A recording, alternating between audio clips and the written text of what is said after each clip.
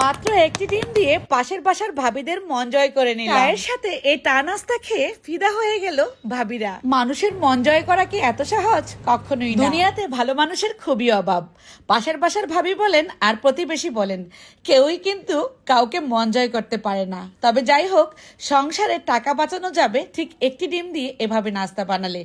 500 টাকা বেঁচে যাবে আপনার সংসারে। আর আমাদের ছোট ছোট সোনামণিরা তো এটা পছন্দ করে খাবে। আপনারা 1 সপ্তাহ রেখে খেতে পারবেন এই নাস্তা। চলুন দেখে নেই ঝটপট। একটা মিক্সিং বলে একটা ডিম নিয়ে নিলাম, সামান্য লবণ দিয়ে দিলাম, 1 কাপ পরিমাণ চিনি দিয়ে দিচ্ছি। এবার ডিমের সঙ্গে চিনিটাকে খুব ভালোভাবে হ্যান্ড উইচের মাধ্যমে একটু ফেটিয়ে নিব। এতে করে চিনিটাও গলে যাবে আর ডিমটাও খুব ভালোভাবে বিট হবে। কাঁটা চামচ দিয়েও এই কাজটা করতে পারেন।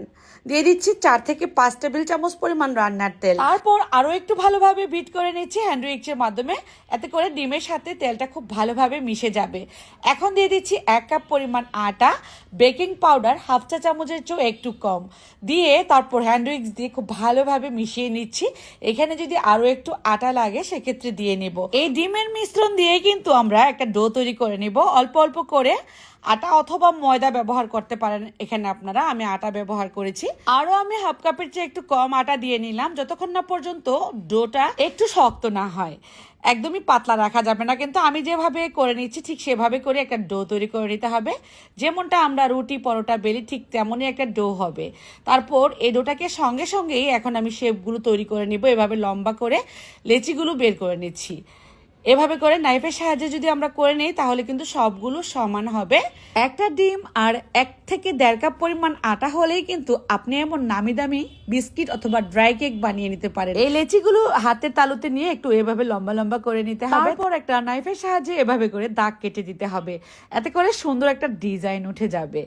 খেয়াল করুন, ঠিক এভাবে করে দাগ কাটলেই কিন্তু হয়ে যাবে। একদমই সহজ, দেখতে সুন্দর লাগবে আর এটা অনেক বেশি মুচমুচে হবে। সবগুলোতে ডিজাইন হয়ে গেলে এবার তেলে ছেড়ে দিচ্ছি। এভাবে করে অল্প হিটে ভাজতে হবে। খেয়াল করুন, তেলটা কিন্তু আমি উত্তপ্ত গরম অবস্থায় এগুলো দেই নাই, একদমই লো হিটে তেলটাকে গরম করে তারপর দিয়েছি। আপনি কিন্তু এই বিস্কিটগুলো ফুলে উঠেছে। তারপর উল্টিয়ে পাল্টিয়ে সময় নিয়ে ভাজতে হবে। 3 থেকে 4 মিনিট সময় লাগবে এগুলো ভাজতে। সুন্দর একটা ফ্লেভার বের হচ্ছে আর কালারটাও সুন্দর আসছে। হালকা ব্রাউন কালার রেখেছি আমি। চাইলে কিন্তু আপনারা আরও একটু কালার করতে পারেন বা আরও একটু কম কালার করে নিতে পারেন। সবগুলো ভাজা হয়ে গেলে আমি দেখিয়ে দিচ্ছি। একটা ভেঙে দেখাবো, দেখলেই বুঝতে পারবেন কতটা মজাদার হয়েছে এটা। আশা করব আপনাদের কাছে অনেক বেশি ভালো লেগেছে আমার একটি ডিমের এত মজার ড্রাই কেক বিস্কুট রেসিপি।